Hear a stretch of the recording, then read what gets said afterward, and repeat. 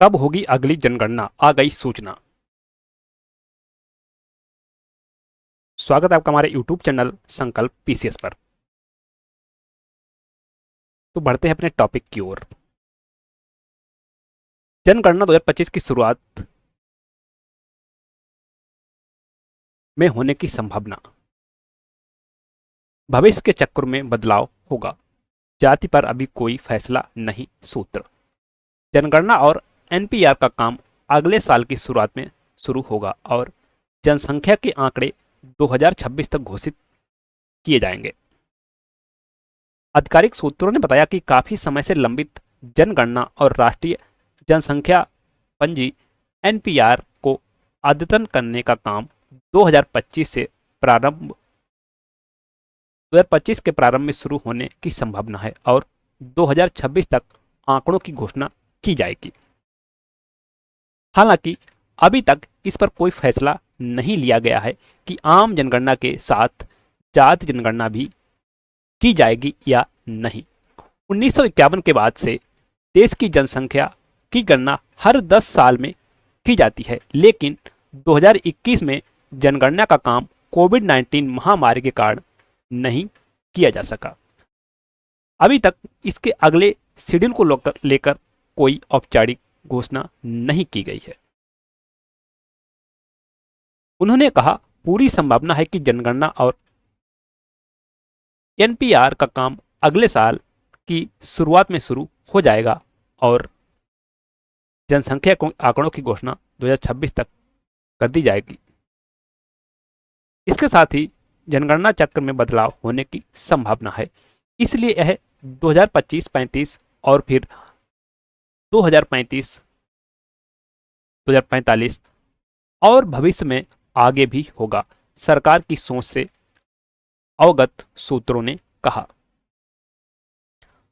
महापंजीयक एवं जनगणना आयुक्त कार्यालय ने जनगणना अभ्यास के दौरान नागरिकों से पूछे जाने वाले 31 प्रश्न तैयार किए थे। इन सवालों में शामिल हैं कि क्या घर का मुखिया अनुसूचित जाति या अनुसूचित जनजाति और परिवार के अन्य सदस्यों से संबंधित है, जैसा कि पिछली जनगणना में पूछा गया था। विपक्षी कांग्रेस और राष्ट्रीय जनता दल उन राजनीतिक दलों में शामिल हैं जो जाति जनगणना की मांग कर रहे हैं ताकि देश में कुल ओबीसी आबादी का पता चल सके। एक सूत्र ने कहा, सरकार ने अभी तक जाति जनगणना पर कोई फैसला नहीं लिया है। यह देखा जाना चाहिए कि क्या सरकार जनगणना के आंकड़े प्रकाशित होने के बाद परिसीमन अभ्यास के साथ आगे बढ़ेगी जो 2026 में होने वाला है। अभी तक जो लोकसभा के सदस्य संख्या है वह 1971 की जनसंख्या पर आधारित है, जो 2026 तक के लिए निश्चित है।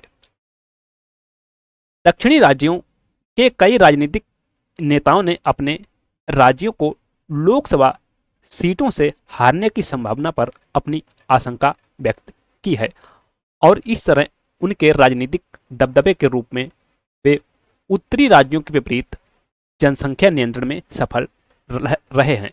उन्हें लगता है कि अगर नए आंकड़ों के साथ परिसीमन किया जाता है तो दक्षिणी राज्यों को मौजूदा निर्वाचन क्षेत्रों की तुलना में संसदीय सीटों की संख्या कम मिल सकती है, ऐसा कह रहे हैं दक्षिण भारतीय नेता, क्योंकि उन्होंने जनसंख्या नियंत्रण कानून को अपने यहां मजबूती से लागू कर रखा है और उस पर अमल भी किया है वहां की जनता ने। लेकिन उत्तर भारत में जनसंख्या काफी तीव्र गति से बढ़ी है, जो दोनों में काफी अंतर पैदा करती है। अगर ऐसा रहता है तो वहां पर लोकसभा की सीटें कम हो जाएंगी। इसीलिए वर्तमान में जो लोकसभा की सीटें हैं वो 1971 की जनगणना पर आधारित है। दूसरी ओर संविधान के अनुच्छेद 82 में कहा गया है, बशर्ते कि जब तक वर्ष 2026 के बाद ली गई पहली जनगणना के प्रासंगिक आंकड़े प्रकाशित नहीं किए जाते हैं, तब तक 1971 की जनगणना के आधार पर राज्यों को लोकसभा में सीटों का आवंटन को समायोजित करना आवश्यक नहीं होगा। इसका मतलब है कि यदि 2025 में जनगणना आयोजित की जाती है और 2026 में डेटा प्रकाशित किया जाता है, तो 2025 की जनगणना के आंकड़ों के आधार पर परिसीमन अभ्यास नहीं किया जा सकता है। अगर ऐसा होता है तो अनुच्छेद 82 में संशोधन करना होगा। एक सूत्र ने कहा, परिसीमन पर कोई फैसला लेने से पहले इन सभी कारकों पर गौर करना होगा। जनगणना प्रक्रिया के तहत प्रत्येक परिवार से पूछे जाने वाले 31 प्रश्नों में सामान्य रूप से घर में रहने वाले व्यक्तियों की कुल संख्या, क्या घर की मुखिया एक महिला है, विशेष रूप से घर के कब्जे में रहने वाले आवासीय कमरों की संख्या, विवाहित जोड़ों की संख्या शामिल है। सवालों में यह भी शामिल है कि क्या किसी परिवार के पास टेलीफोन, इंटरनेट कनेक्शन, मोबाइल या स्मार्टफोन, साइकिल, स्कूटर या मोटरसाइकिल या मोपेड है, और क्या उनके पास कार, जीप या वैन है। नागरिकों से यह भी पूछा जाएगा कि वे घर में किस अनाज का उपभोग करते हैं, पीने के पानी का मुख्य स्रोत, प्रकाश का मुख्य स्रोत, शौचालय तक पहुंच, शौचालय का प्रकार, अपशिष्ट जल आउटलेट, स्नान सुविधा की उपलब्धता, रसोई की उपलब्धता और एलपीजी, पीएनजी कनेक्शन, खाना पकाने के लिए उपयोग किया जाने वाला मुख्य ईंधन, रेडियो, ट्रांजिस्टर, टेलीविजन आदि की उपलब्धता। भारत की जनगणना हर दशक में दर्ज की जाती है, जिसमें पहली बार 1872 में हुई थी। भारत में पहली जनगणना 1882 में हुई थी। आज़ादी के बाद पहली जनगणना 1951 में और आखिरी जनगणना 2011 में दर्ज की गई थी। 2011 के आंकड़ों के अनुसार भारत की कुल जनसंख्या 121 करोड़ थी। लिंग अनुपात प्रति 1000 पुरुषों पर 940 महिलाएं थीं। साक्षरता दर 74.04% थी और जनसंख्या वृद्धि 2001 से 2011 तक 17.64% थी। कुल आबादी कुल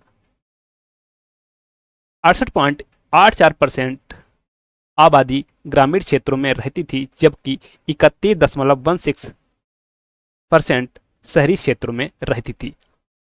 और देश में तब 28 राज्य और 7 केंद्र शासित प्रदेश थे, जिनमें उत्तर प्रदेश सबसे अधिक आबादी वाला राज्य था, जिसकी आबादी लगभग 20 करोड़ थी।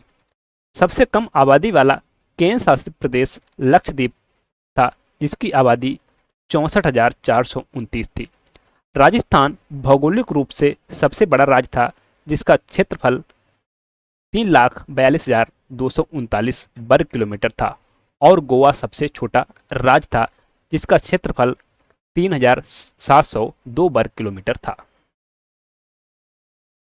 Thank you. वीडियो को लाइक और शेयर कर दें, चैनल को सब्सक्राइब कर लें तथा बेल आइकन को प्रेस कर लें। मिलते हैं नेक्स्ट वीडियो में एक नए टॉपिक के साथ। तब तक के लिए नमस्कार, जय हिंद, टेक केयर, बाय बाय।